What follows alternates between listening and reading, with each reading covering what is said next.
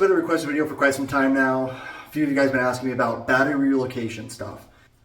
Obviously, don't use an extension cord to relocate your battery. Okay, it was just a joke. But like the relocation video, my previous video, ask yourself a couple questions. Is this something that you really want to do? Do you really want to relocate the battery? Do whatever your heart desires. If you feel like you want to put the battery in the trunk, put the battery in the trunk. Who cares?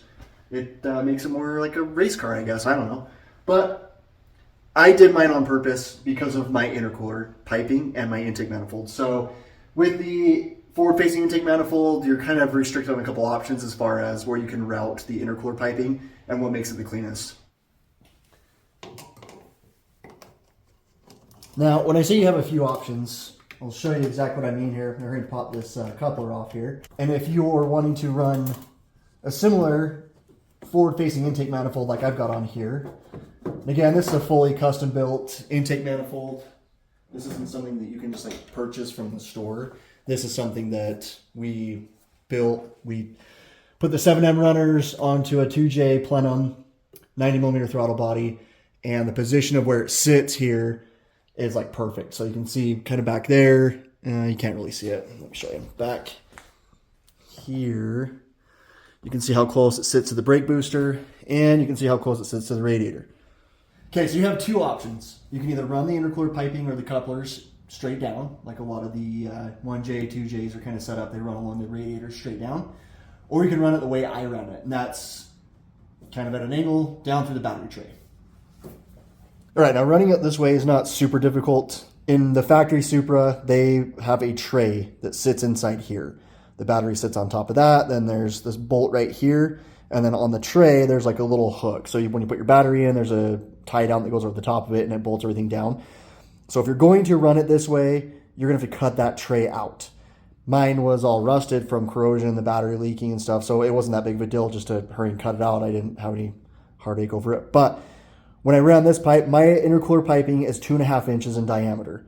I did a 3-inch hole saw through the battery tray. Now you gotta be careful because there's a frame rail right here.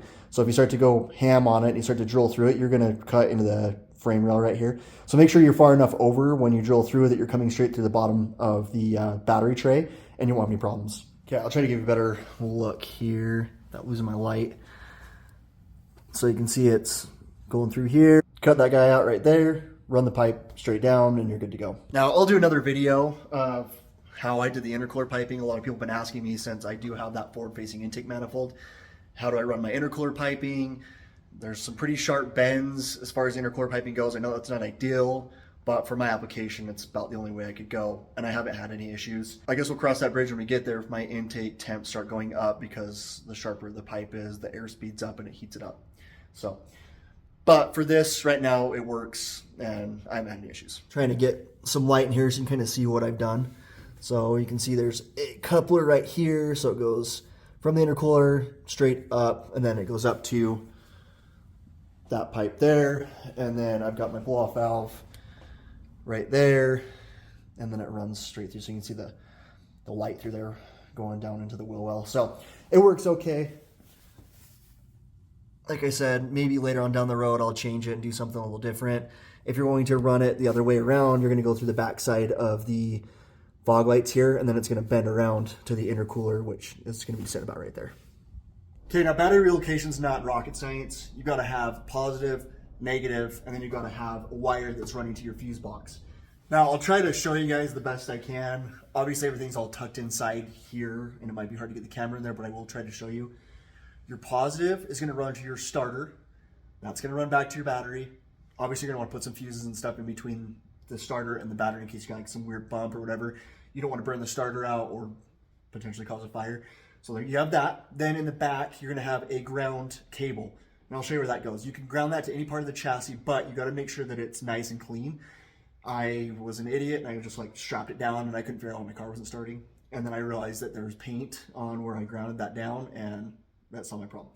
But while we're up here, this fuse box, you've got to have 12 volts.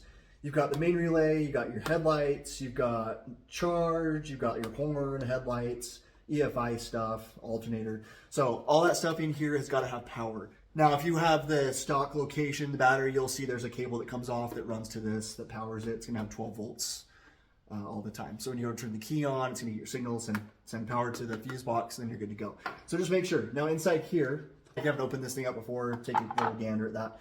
But inside here, inside the fuse box, it's going to be hard to show you, but there's a couple cables that come out of this stuff here, and that's what's got to have power. So all I did on here, it may not be the right way, and you guys are like, oh, that's stupid, that's not the right way. I understand, like, I'm going to fix this stuff eventually.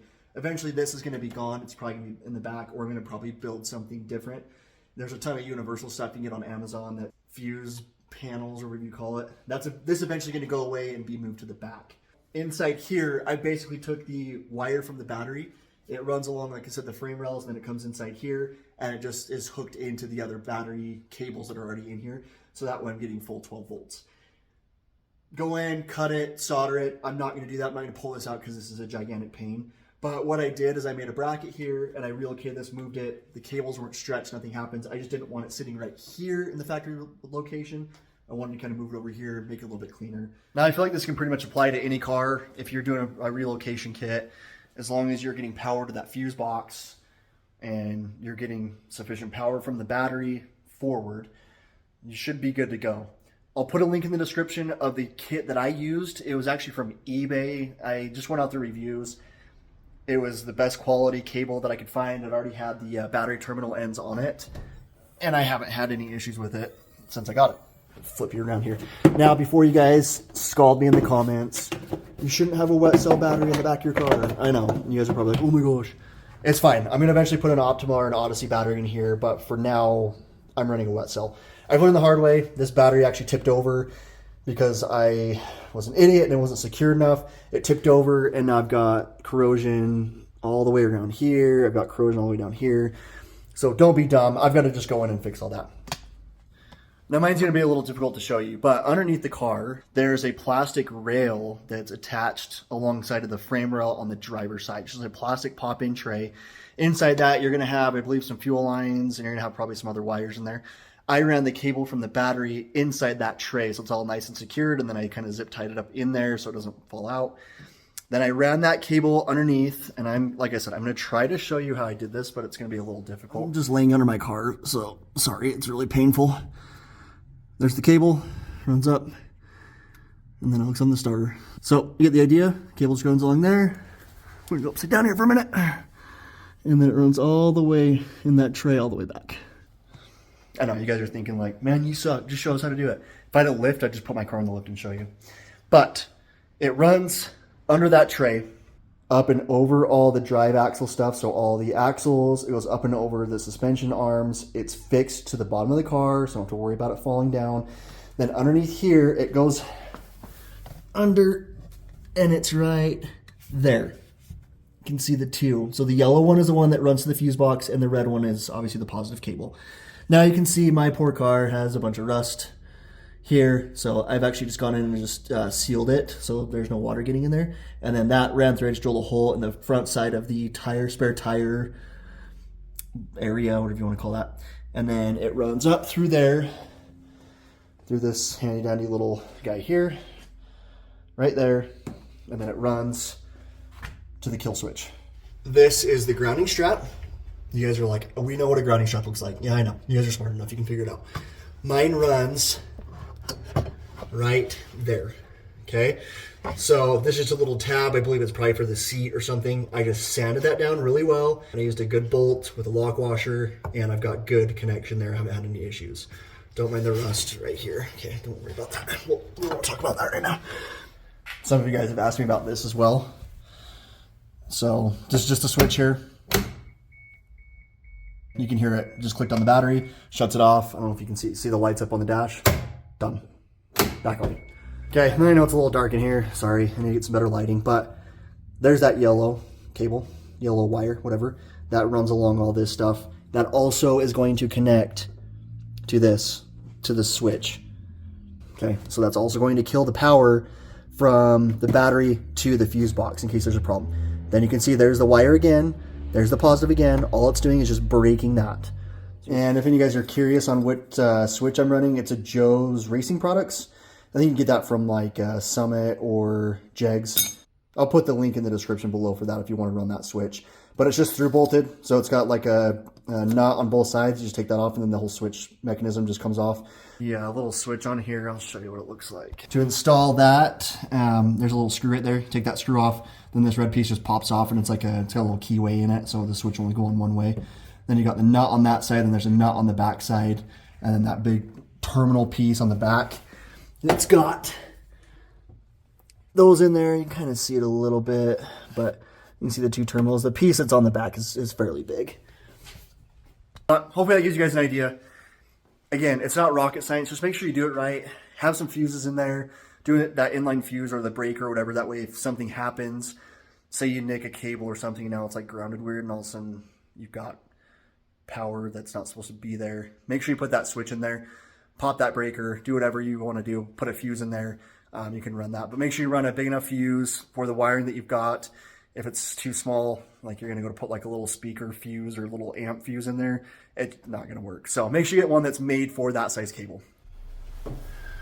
Well, hopefully that gives you guys an idea. I know it's not like the best how to relocate your battery, but at least you guys get the idea. There's just a couple things you need to do. Make sure you do that and you'll be fine. Positive, negative, and power going to the fuse box, and you guys will be squared away. You got it. I have faith in you. Don't worry about it. As always, guys, thanks for subscribing. Can't express my thanks enough. And the comments, the likes, all that good stuff. You guys are awesome. I'm going to try something new. I don't really love this idea, but I'm going to add a Patreon account to my channel. You guys don't have to donate. It's okay. And you're like, oh, no, he's going to ask for money. You don't have to. I'm going to keep doing videos. But I'm just curious to see if you guys would be interested in donating, helping to the channel. If I get some disposable income, I will do some pretty cool stuff. I promise. Like, I'm trying to get a welder right now. I'm going to start getting into TIG welding. I'm going to do a new turbo manifold. There's some things that I need to do, but that's all going to come with time. So again, I'm not like bugging you guys about it. I'm not going to mention it ever again, but if you guys watch this video, you'll know that there will be a little link you guys can click on to help me out. That would be awesome. That being said, thanks again, guys, and we will see you on the next one.